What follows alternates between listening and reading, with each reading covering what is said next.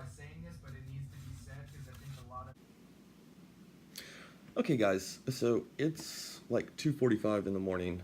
My internet is down, and I'm gonna try to do a little impromptu video here for John. John's a pretty new picker. Seems like a really great guy. I'll post a link to his video where he was asking about beginner locks, and maybe some of you guys out there with more experience and stuff, can give him a hand and kind of fill him in. I do want to wrap this whole thing in some disclaimers. So I'm still fairly new to lockpicking myself. So there's that. I don't study the companies. I don't know a lot about the different companies. I don't know who licenses what keyways to who. It seems like Schlage keyways are all over the place out there. I don't really know a whole lot about keyways, and I can't sit there and identify them. That's not really my thing. I don't like saying or telling somebody, oh, that's an easy lock. And the reason for that is you get asked, what is the hardest lock to pick? And my answer is usually, the hardest lock to pick is the lock you cannot pick. It's just not helpful, I don't feel like, to tell somebody just, oh, well, that's an easy lock. If they're having trouble with it, they're having trouble with it. Now, that said, there's not really a way to approach this subject without going and saying, this is an easy lock, or this is an easy lock compared to this lock. It's just going to have to be done. But, I'm not trying to discourage anybody or anything like that. And don't get discouraged by what you see on YouTube.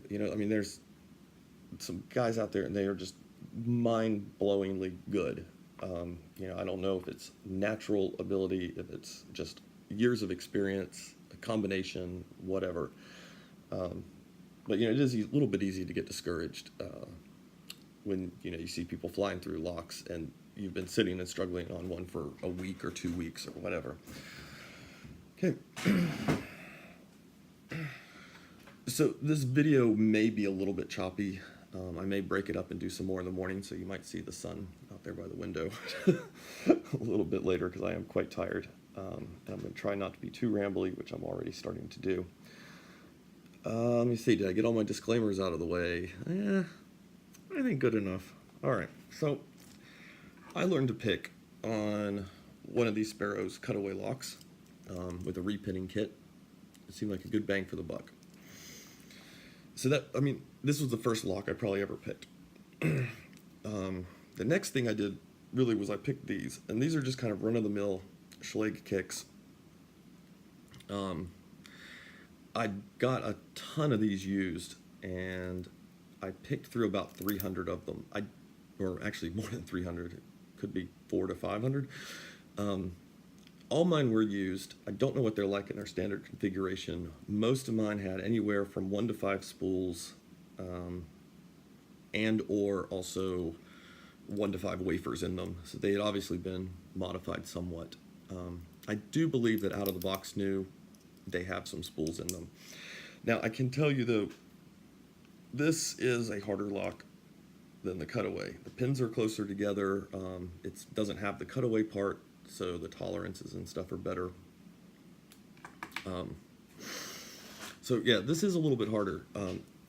That said, out of all of these that I've picked, none of them turned out to be any harder than the last one. So it didn't really seem to matter if it had 1 spool in it or 5. It probably makes a difference for raking. I'm not a raker. But yeah, as far as if I had to rank them, you couldn't do it. They were all pretty much the same. Now, having really learned on these, that might also be why, in hindsight, I like shallow picks. Because I learned to pick, from that little ledge and at an angle. And I can probably try to do something for you, John, on doing that if you would like me to. But that's how I learned to pick, was off of a ledge. Give me a wide open keyway and I almost get lost in it. So, okay. Beginner wise though, I know, so your Master 3, and I had to really hunt to find one of these. I think this is the last one I've got. I've given most of them away. I hate this lock. I don't like it. I don't think it's a good beginner lock. I do think it's an easy lock. I think they can also be too easy, and they tend to open sometimes by accident. And I know almost everybody's probably learned to pick on one of these. This was probably their first lock they picked. But, I also see too many times in the comments, like on the Reddit or the subreddit for lock picking, people saying, oh, I don't feel like I know what I'm doing. I can't tell when I'm hitting individual pins. I feel like I'm always opening by accident. And most of the time it's, they've been working on something like one of these. So as far as a beginner lock goes, I guess go for it. But frankly, I don't like them at all. I think the better option, I actually thought I'd gotten rid of all these, but I had one left. So this is a Gatehouse. They sell for $7.95 to $12.95, usually at Lowe's. You can get a double or a single. So, and I think it's pretty much like a quick keyway. So it's wide open.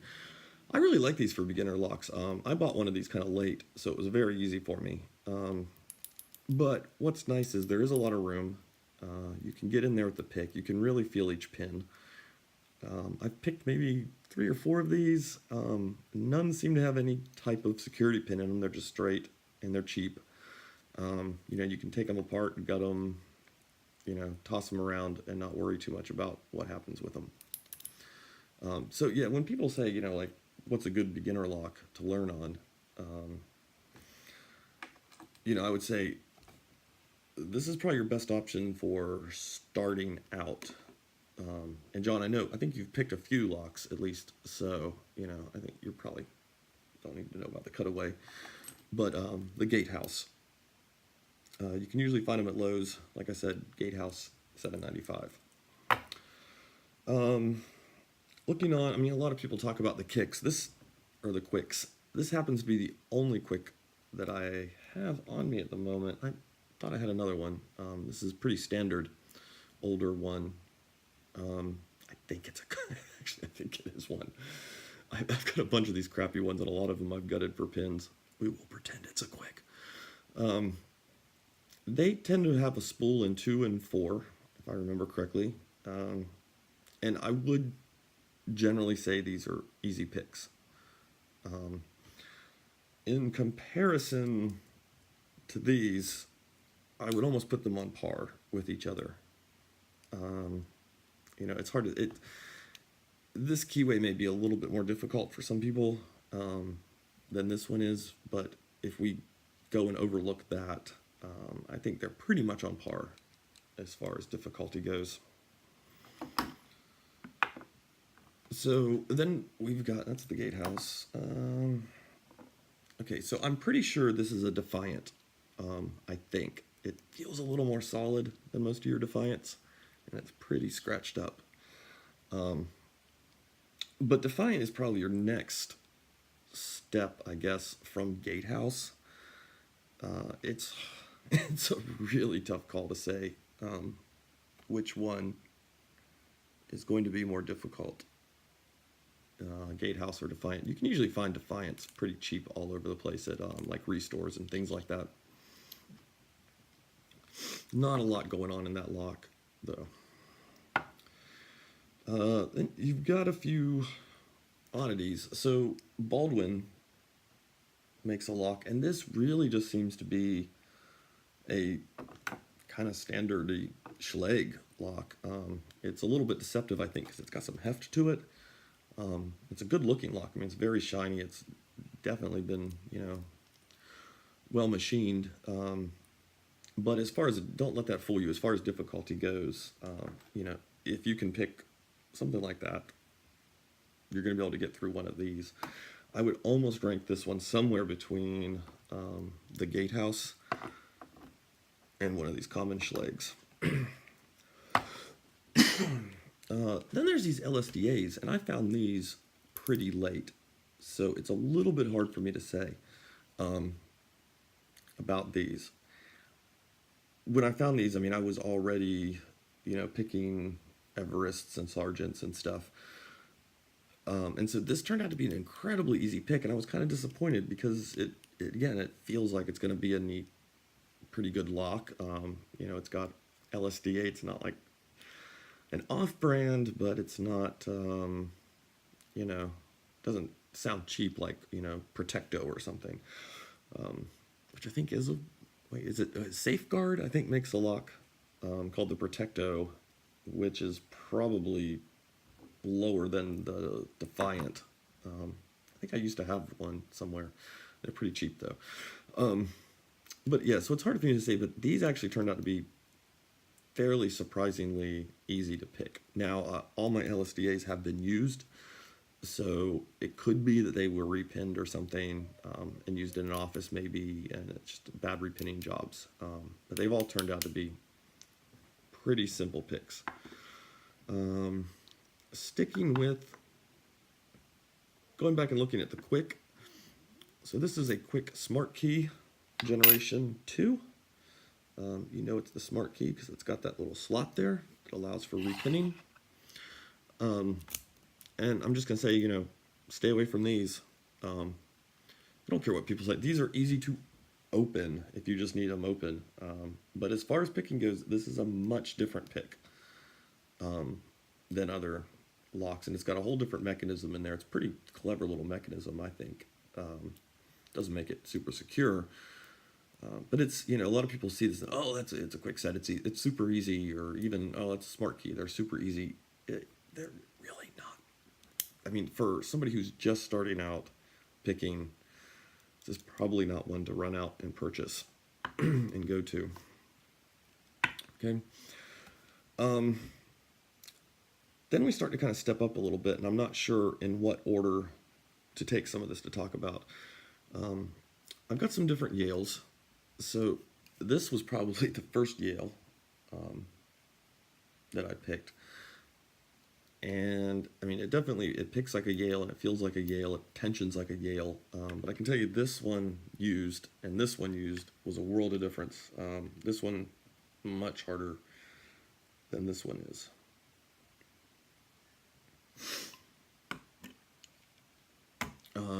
And then I've got a, is this it? Yeah, and then I've got a Yale in a Euro style that was gifted to me, and this one is more difficult than those other two I just showed you. I'm starting to fade out, so we may have to cut this here in a minute. From there, though, and I know you've got a lot of ilcos, so I'm going to set these two Sergeants to the side here for a minute and show you what I kind of call the mystery locks. These are a few of them. Okay. So we'll angle the camera down a little bit. Okay. So, none of these locks are labeled. I don't know. I bought them all used. I don't know who makes them. Now, I can tell you a couple things for sure. This one I have to know is a Schalges 6-pin lock. Okay. But it's completely unlabeled. As far as difficulty, this is more difficult than one of these. And I would say it's 6 pins instead of 5. So you've got an extra pin to deal with. But the tolerances on this are actually better. But it's not significantly more difficult than this. So it's a step up. And so you're kind of drifting towards better tolerances and now 6-pin locks. But if you can pick one of these, if you're persistent, you can probably get through one of these just standard Schalges 6-pinners. Okay. Okay, so like I said, I know you've purchased a lot of ilcos, and you know, again, ilcos are not a joke, I don't think. You know, I mean, you're getting into a much better tolerant lock, or higher tolerance lock. I do think they use a Schalges keyway, if I'm not mistaken. And I can tell you this, one of these is an ilco, at least one. 2 of them might be, and you'd be really hard pressed to know which one. Now, if we look at the body styles. Let me see if I've got two of these out. No, I don't. Okay, so this one, a little bit shorter body style. So this one, we don't know what this is, but it turns out this is not that hard of a lock. It's harder than our normal 5-pin Schlage. It's harder than like the LSDAs and the Defiant and all that. But it's not tough, you know. If you can pick the 6-pin Schlage, you can most likely get into this without too much issue or worry. But we don't know what this is. So I know that's not a big help to you, but I just want to show you how kind of a lot of locks can start coming out looking very similar, and you just don't know what is what and what's going on. But they can be entirely different beasts. Now, I think, let's see if I can do this. Yeah, I think this is the Ilco. Yeah. So this is actually the Ilco. Okay. That is probably out of all of these, the toughest of them, right? So this is probably the easiest of those. And then these all get mixed up somewhere. Some of these are actually easier than others. There's one I've got a big fat key to, and it goes to one of these 4, and it's easy, or it's fairly easy. Who knows? But then the Ilco is harder than these. So you know, these Ilcos aren't, you're really moving up into higher tolerances. Now, that being said, when I started moving up, I guess, into better locks, I started picking on these Sergeants. Right? And this one's kind of seen better days. And this is where it gets a little funny, because let's get the key in there. I could get through these using a deforest diamond and holding them in my hand with top of keyway, and I could chew them up pretty well.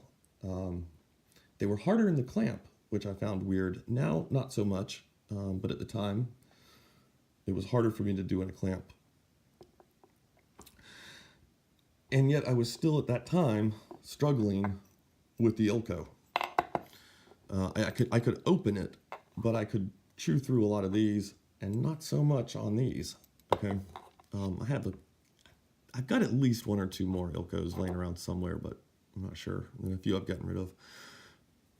That being said, though, I actually think this is an easier lock than the Sergeant. So if somebody asked me, should I pick an Ilco before Sergeant? I would say yes, probably.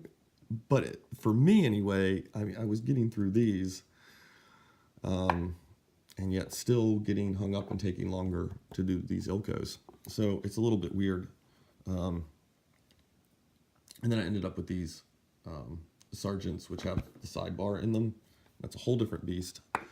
But these are just basic Sergeants, and you know, you can see there's no sidebar pins or anything down in there. So we'll talk padlocks here for a second. Most of these were all gifted to me, I believe, by Pot Kettle. I hope I got that right, man, because if I just credited the wrong person, I'm going to be very embarrassed. This was just an awesome package I had received early on when I was picking, with just a lot of great little locks in it. And it won me over to the whole community. It was amazing. So what we've got here is we've got a WB. This is a lockout lock. This is actually an Abus lockout lock. Then we've got this Abus 7240. Your obligatory American 1100 lock. And an Abus 64 titanium. I absolutely love this lock. This is probably one of my favorites. It looks, I think it just looks like a classic padlock. It's got this great ka-chunk when it opens and closes, and it's just an absolute delight. That said, for me now, it's a very easy lock. at the time when I got all of these, this was the easiest of these, but this was still a hard lock for me, if that makes any sense. So out of all these locks, this was the easiest, but it was still difficult. And I did still struggle with it. Now I can zip through it no problem, but at the time.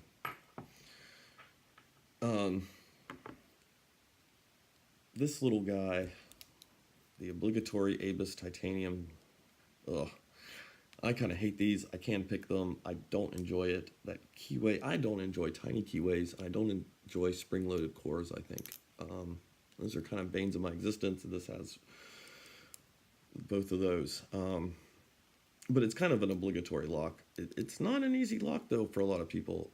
Some people zip right through them, I know. For me, it was not an easy lock.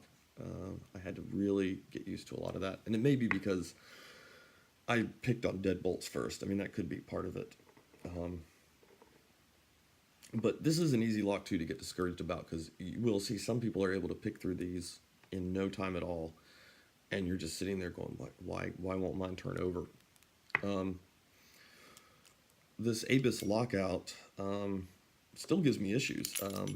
I should probably pick this on video one of these days. But yeah, I mean, this lock turned out to be quite difficult, and it still is a lock that if I try to pick it now, I've got to put some concentration into. The Abus 74 was probably the next easiest for me of these locks.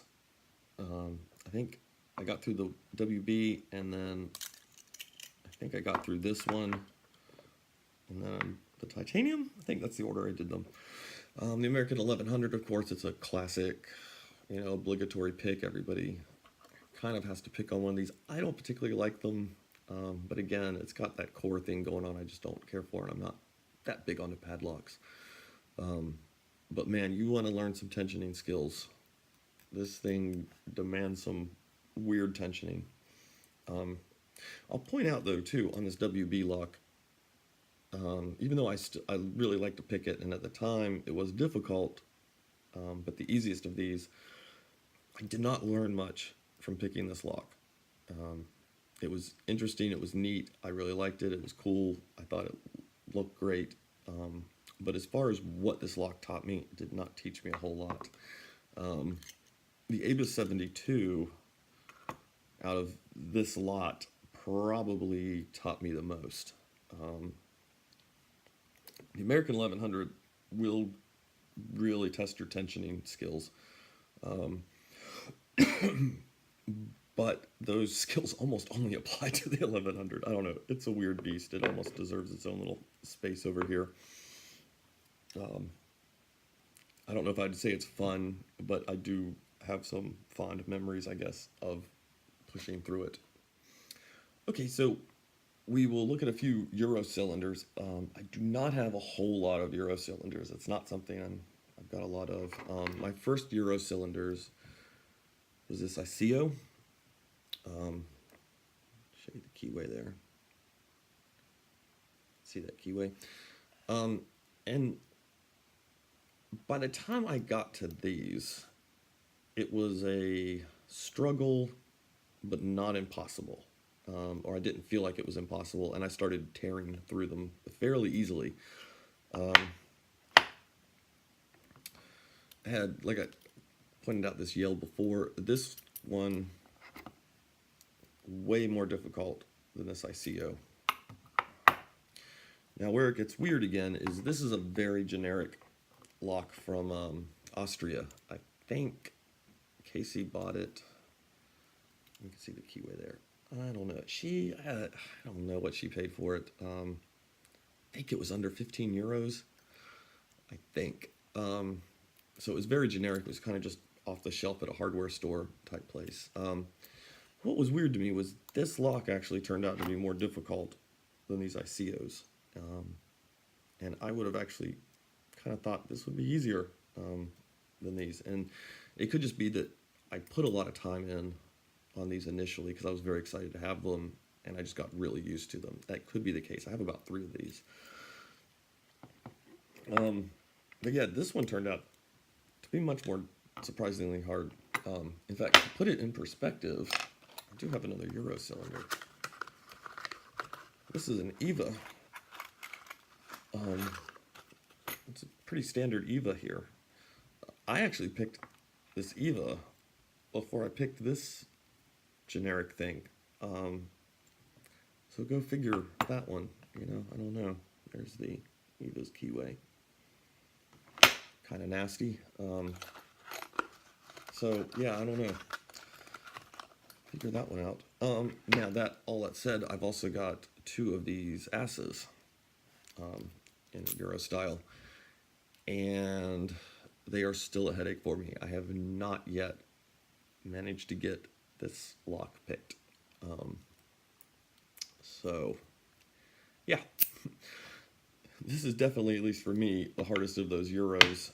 The ICOs turned out to be pretty doable. In fact, I would say I was picking these after I was able to get through these pretty darn quickly. So when these stopped being a challenge, this was kind of just maybe a rung up there for me. But it was doable once I was able to just tear through these common Schalges. So it is now well after 3, I think. Not sure how long I've been filming. So, you know, John, I hope that helps you out a little bit. Hope it gives you some ideas. I would try to look in the just kind of common Schalge, Defiant, Gatehouse, maybe Baldwin if you find a really good deal on one of these. These are kind of expensive because of the Baldwin name. I found these at a restore for $0.25, so it wasn't so bad. But I would say something in that realm is probably where you want to be doing most of your tinkering. And don't get discouraged by the ilcos. I know you've got quite a few of them. You know, you'll get through them, and you know, you'll come out the better for it. Just they are decently toleranted lock. So you know, if where you're at is something like a Cutaway moving into, like, you know, an old Kwik, yeah, that ilco is going to be quite a jump, you know. So I'd say, you know, your common Schalges, Defiant, Gatehouse, you know, kind of drift around there a little bit, pick what you can, and see where you go. I mean, I will say, like, some of these Kwiks, I've had quite a few of them. Like, this is one of them. I still can't pick this one, but I'll tell you why. This is a very used lock, and it is absolutely just full of gunk inside. It's like picking through bubble gum. So, you know, when you get some of these Kwiks, especially if you get them online and they've been used, I only picked this up because I just wanted the pins out of it. So I don't really care if I ever get it picked or not. So cleaning it to me is not worth the effort. I know I can pick these. I've picked through tons of them. The basic Kwik is not really a lock I'm that interested in. Had a good deal on them, picked them up for the pins. So to me, it's just not worth the effort of going through trying to clean it and get it in good working order. So yeah, if you end up with getting locks used and they're giving you a big struggle, you know, but it does feel like you're just pushing through gunk and stuff. That's probably what's happening, is the lock is just so gummy that it's difficult. Someone should make a challenge lock maybe where they just age the hell out of the lock and kick it through the mud and then send it to somebody. I don't know. That'd be interesting, because sometimes I think just a poorly cared for lock is a lot harder than some challenge locks you get with nice polished pins. So yeah, anyway, John, I hope that helps you out a little bit. I'm going to get some sleep now because I'm quite tired. We'll put the link below, and happy picking, man. So have a good one.